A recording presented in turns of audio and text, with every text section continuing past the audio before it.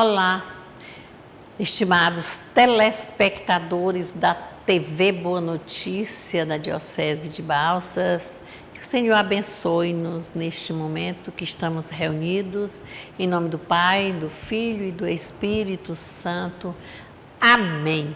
Para juntos hoje refletirmos sobre o quarto domingo do tempo comum, lembrando que o tempo comum refere-se já à vida pública de Jesus. Jesus começou lá por Cafarnaum e agora nós estamos aqui já na continuidade. E no domingo passado nós vimos a importância da palavra de Deus, que a palavra foi considerado o domingo, o terceiro domingo do tempo comum, é considerado, é conhecido, consagrado como o domingo, dia da graça do Senhor, o dia da palavra, né? Todo dia é dia da palavra, mas é o ano da graça do Senhor ali, aquele dia.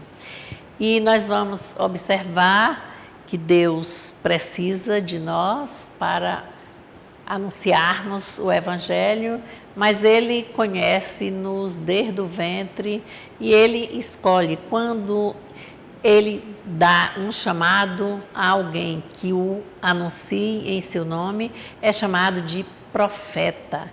Por isso, esse domingo nós temos dois grandes profetas, né? O profeta Jeremias, com letra J, o profeta Jesus. Jeremias na primeira leitura, Jesus na segunda leitura. E na primeira leitura nós vamos ver que é o capítulo 1, versículos de 4 a 5 e versículos de 17 a 19. E Jesus vai mostrar a Jeremias que ele foi escolhido, né? E ele, no começo, ele disse que não sabia falar, que era muito criança ainda, mas Deus, não é Jesus que o escolhe, é Deus. Deus o escolheu. E ele, antes de formar-se no ventre da tua mãe, eu já te conhecia, né? Antes de saíres de tua mãe, mas é bonito isso, eu consagrei-te e fiz de ti um profeta das nações. É honra, é graça. Não tenhas medo, olha que bonito por isso. Não os inimigos, o mal nenhum, nada que venha contra ti conseguirá vencer-te, porque eu estarei contigo para livrar-te de todo o mal. Ele disse isso para Jeremias, mas diz para cada um de nós, os cristãos batizados, e é por isso que precisamos confiar. E ele foi um profeta da disponibilidade da palavra de Deus. E a fidelidade de Jeremias ao projeto de Deus, pelo qual ele foi escolhido, trouxe a ele fadigas, momentos de agonia, sofrimento, solidão. E ele conta tudo isso no livro das Lamentações. Mas Deus nunca o abandonou. A segunda leitura vai ser da primeira carta de Paulo aos Coríntios, o capítulo é 12, versículo de 31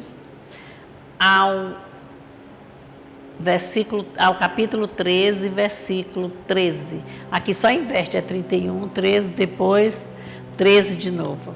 Então, e mostrando assim que o profeta deve guiar-se pelo amor. Vai mostrar assim, Paulo vai dizer, ele vai falar com que a comunidade para animá-la a trabalhar sempre, lembrando a virtude da caridade, porque o esforço maior dele aqui é ao amor. Cara, quando ele diz assim, o profeta deve deixar-se guiar pelo amor e nunca pelo próprio interesse. E o amor é a marca que distingue o cristão e a comunidade cristã. O Santo Evangelho, que é o Evangelho de Lucas, Porque no domingo passado nós tivemos a oportunidade de olhar o capítulo 1, começou com uma introdução, né, dirigida a Teófilo, mostrando Teófilo, amigo de Deus. Aí depois passou lá para o capítulo 4, quer dizer, pulou aqueles 3 capítulos, e mostrou Jesus lá em Nazaré. E quando vem o livro não, o rolo do pergaminho, que ele vai desenrolando, chega na leitura do profeta Isaías. E olha, aquele domingo ele leu e disse e veio trazer liberdade aos oprimidos e salvação, né, às pessoas, às nações. E ele é rejeitado. Nós vamos ver na continuidade hoje do Santo Evangelho, que vai ser Lucas 4, de 21 a 30. Proclamação do Evangelho de Jesus Cristo segundo Lucas. Glória a vós, Senhor. Naquele tempo, estando Jesus na sinagoga, começou a dizer: hoje cumpriu-se esta passagem da Escritura que acabastes de ouvir. Todos davam testemunho a seu respeito, admirados com as palavras cheias de encanto que saíam da sua boca. E diziam entre si: não é esse o filho de José? Jesus, porém, disse: sem dúvida, vós me repetireis o provérbio: médico, cura-te a ti mesmo. Faze também aqui em tua terra tudo o que ouvimos dizer que fizeste em Cafarnaum. E acrescentou: em verdade eu vos digo que nenhum profeta é bem recebido em sua pátria. De fato, eu digo-vos, no tempo do profeta Elias, quando não choveu durante 3 anos e 6 meses, e houve grande fome em toda a região, havia muitas viúvas em Israel. No entanto, a nenhuma delas foi enviado Elias, senão a uma viúva que vivia em Sarepta, na Sidônia. E no tempo do profeta Eliseu havia muitos leprosos em Israel. Contudo, nenhum deles foi curado, mas sim Naamã, o sírio. Quando ouviram essas palavras de Jesus, todos na sinagoga ficaram furiosos, levantaram-se e o expulsaram da cidade. Levaram-no até o alto do monte, o qual a cidade estava construída, com a intenção de lançá-lo no precipício. Jesus, porém, passando pelo meio deles, continuou o seu caminho. Irmãos e irmãs, esta é para nós a palavra da salvação. Glória a vós, Senhor. Nesse evangelho aqui, nós vamos lembrar a narrativa do domingo passado, né? O que foi que aconteceu? Quando ele terminou de ler, que ele disse, ele deu continuidade aqui nesse evangelho de... Por que eles reconhecem Jesus? O que é que eles fizeram? Porque Jesus é o filho de José, que tinha morado ali, né, 30 anos, ali em Nazaré, com o seu pai, o carpinteiro, e sua mãe, Maria. Então, eles não acreditaram, esse aí não é o filho de José. E quando ele começa a ler, ele diz também, vai lembrar, Jesus, porém, disse: sem dúvida, vós me repetireis o provérbio: médico, cura a ti mesmo.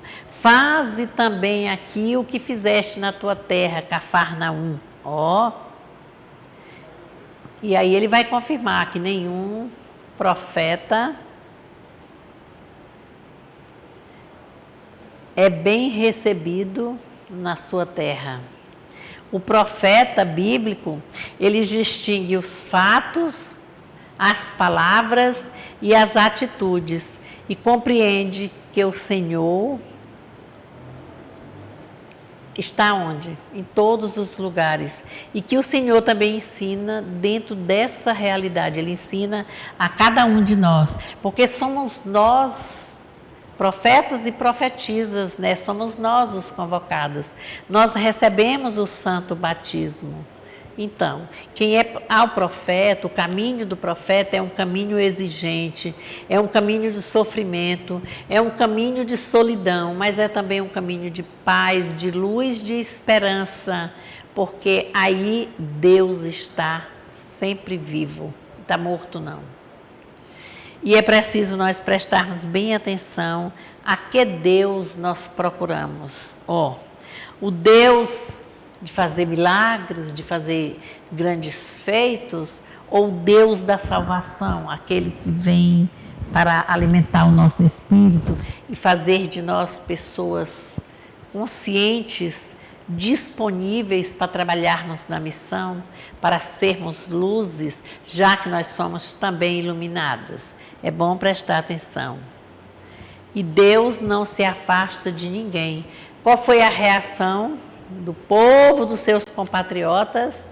A reação foi violenta, rejeitam, quer dizer, eles não aceitam, de jeito nenhum.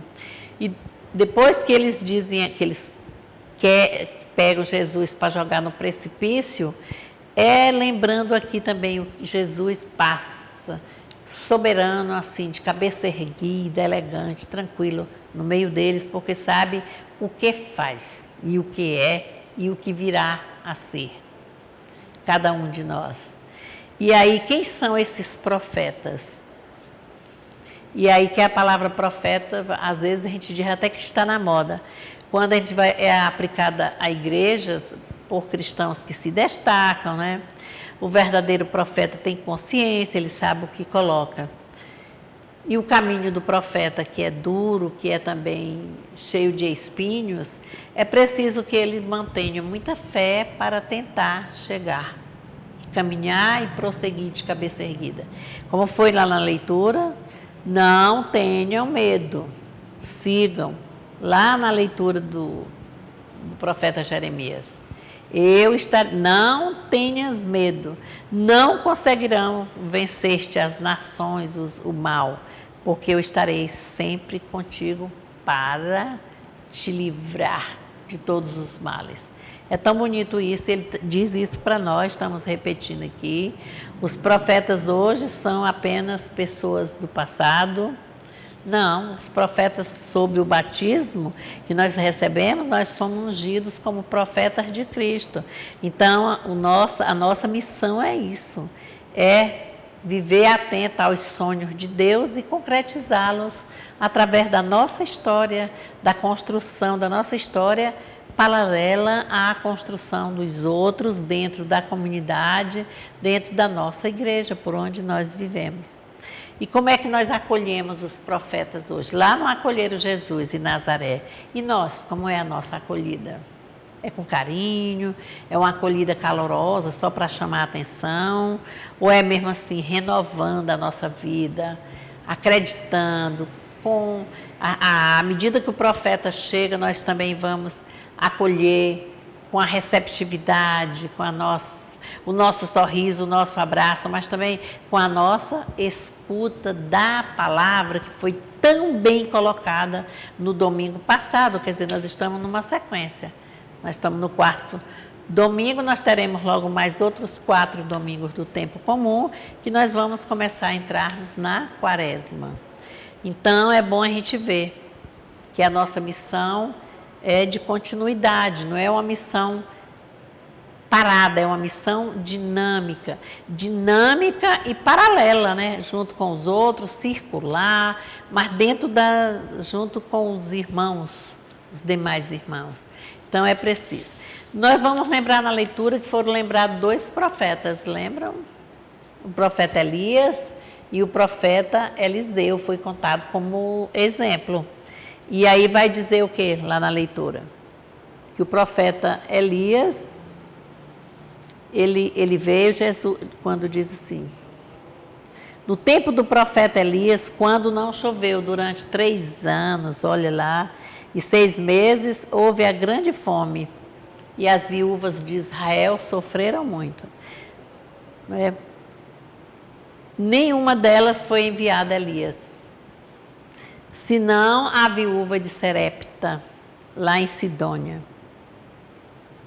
Aí no tempo do profeta Eliseu, que já foi outro profeta, aí falava dos leprosos. Só foi curado o leproso Naamã, o sírio. Quer dizer que não era nem acreditava. E aí é preciso, a gente não acreditava em Jesus também, mas como é bom nós observar em Jesus, naquele tempo do Naamã, é dizer, acreditava em Deus, porque é do Antigo Testamento, o profeta Jesus inicia a sua história no Novo Testamento. E os 2 profetas são Jeremias, do Antigo Testamento, e o profeta Jesus, do Novo Testamento. Nesse domingo, a nossa celebração amanhã será refletida aqui. Vamos fazer assim um acordo, vamos fazer as leituras, ler, para a gente já entender o que o padre diz. Porque o padre, o leigo engajado, o diácono que vai celebrar. Porque às vezes a gente vai para a missa só como uma obrigação social. Não, eu fui à missa, eu já cumpri meu dever de cristão. E onde é que eu escuto a palavra? Como é que eu faço? Quais são as nossas ações? Qual é o nosso convívio uns com os outros? Como é a minha vivência na minha família? Como é que eu sou profeta em casa? Meus filhos, a esposa, vice-versa. O meu esposo, meus filhos, meu sogro, minha sogra, meus pais, meu pai, minha mãe, os idosos.